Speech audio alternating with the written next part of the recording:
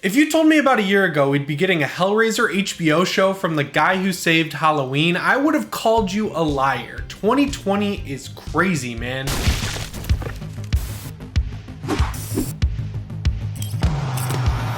So yeah, if you guys haven't heard, at the end of next month, HBO is finally launching HBO Max. Now I know it's confusing when you look at how many different kinds of HBO there are, from the channel to HBO Go to HBO Now, but basically the best way to think about it is that it's like their version of Hulu, Netflix, Disney Plus, Amazon Prime, any of those other streaming services that replaced cable channels and then became cable channels. I actually think this one's going to be competitive right out of the gate though, because while it's called HBO Max, it's essentially Warner Brothers Max. So you're gonna have a lot of Warner Brothers content, you're gonna have all of HBO's shows, you're gonna have Cartoon Network, you're gonna have DC Universe built in, and the continuations of the shows that are already on DC Universe, on top of BBC and a bunch of other stuff. But the reason I'm so excited for it, and the reason I would pretty much give up every other streaming service just to have this one, is that today we found out David Gordon Green, the guy behind Halloween 2018 and Pineapple Express, is teaming up with Michael Dougherty, the guy behind Trick or Treat and Krampus and Godzilla King of the Monsters, to make a Hellraiser TV show that's going to have an HBO budget. How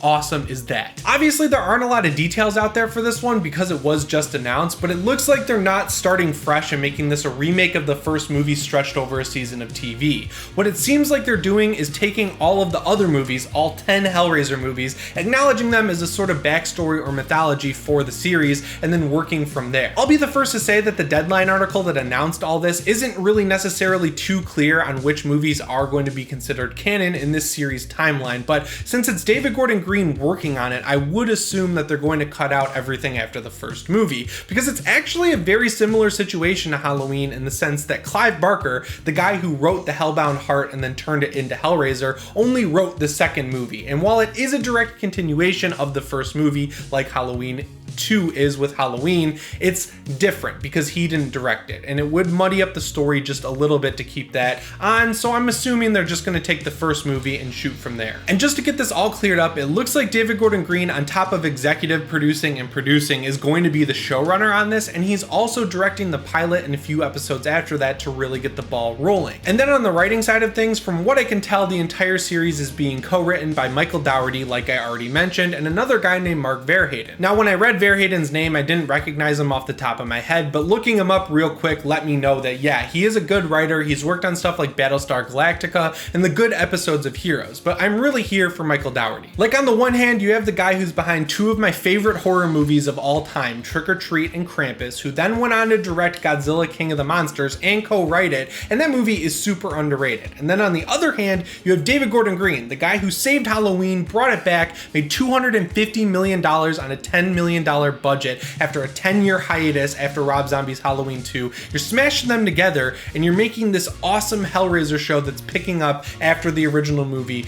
It's almost too good to believe, really. I think the most interesting thing about this announcement though is that this show has absolutely nothing to do with the Hellraiser movie that Spyglass is working on with David Bruckner and the writers of Super Dark Times. It's kind of like a Child's Play 2019 scenario where through a loophole, two companies are basically sharing the same rights to the same franchise. They can each use different versions of it though. Except this version of the story is a lot more preferable to me because no one was continuing the Hellraiser franchise at this point. It kind of died off after the Weinsteins lost it. So it's not like Child's Play 2019 where they were bringing out a movie that really was just to keep the rights and make as much money as possible, as quick as possible, while Don Mancini was continuing the original Child's Play timeline all the way up until this new TV show. And as far as I can tell, the movie and TV rights for Hellraiser were sold around the same time last year for completely different ideas. But thinking about these new Hellraiser properties like Child's Play made me realize that there are two very important names missing from both announcements. One of them is Clive Barker. Considering he wrote the book that Hellraiser was adapted from, then wrote the movie and directed it, and then wrote the sequel to it, I'd love to hear what he thinks about this franchise being revived in such a big budget way.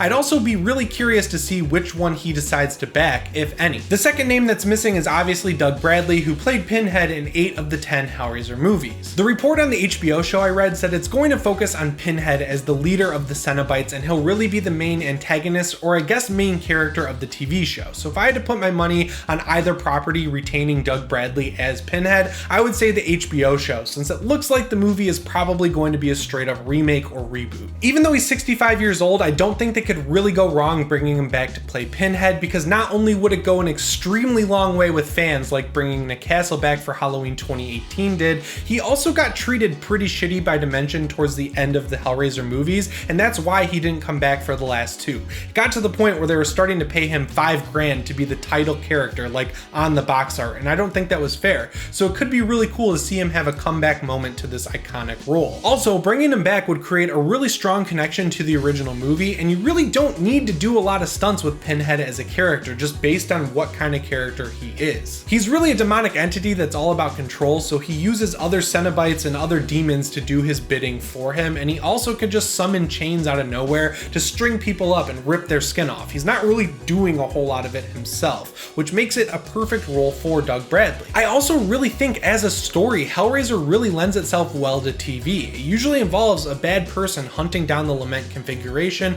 opening it up, and then escaping Pinhead's grasp, so then Pinhead has to team up with a good person who has to hunt down that bad person to save their soul. It sounds like a story you could stretch out over a TV season easily. And since Michael Dougherty's involved, you gotta start thinking about anthologies. You could have the Cenobites and Pinhead's motivations be the through line that carries this show from season to season, but it could focus on a new cast of characters opening the Lament configuration at the beginning of each season. It would keep the show fresh as it goes on, and it would keep the Cenobites scary. I just think that would be really cool. Hellraiser is awesome because it's super dark, super gory, and when it needs to be super over the top. And the fact that it centers on religious iconography and demonic presences and stuff like that sets Pinhead and his friends well apart from his contemporaries, which are Jason, Freddy, Leatherface, and Michael Myers. They're all slasher villains, even though they all have supernatural origins. Well, most of them do, but Pinhead is just something completely different. You also have to remember that Hellraiser hasn't been in theaters for a really long time, and while us hardcore horror fans know that Pinhead really never died, and we've checked out a DVD entry or two over the years,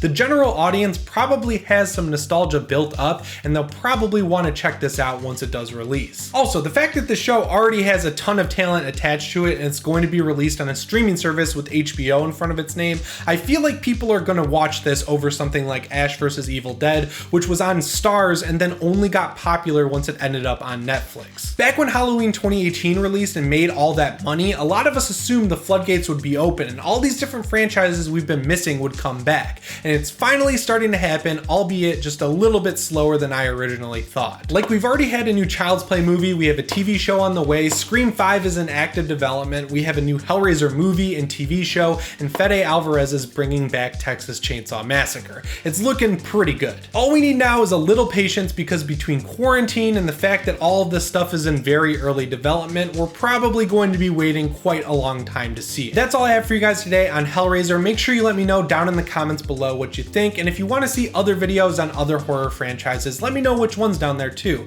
Also, if you haven't already, I'd really appreciate it if you subscribe and hit the notification bell so you never miss an upload. Anyway guys, my name is Jimmy Champane, and I'll see you in the next one. Shape on.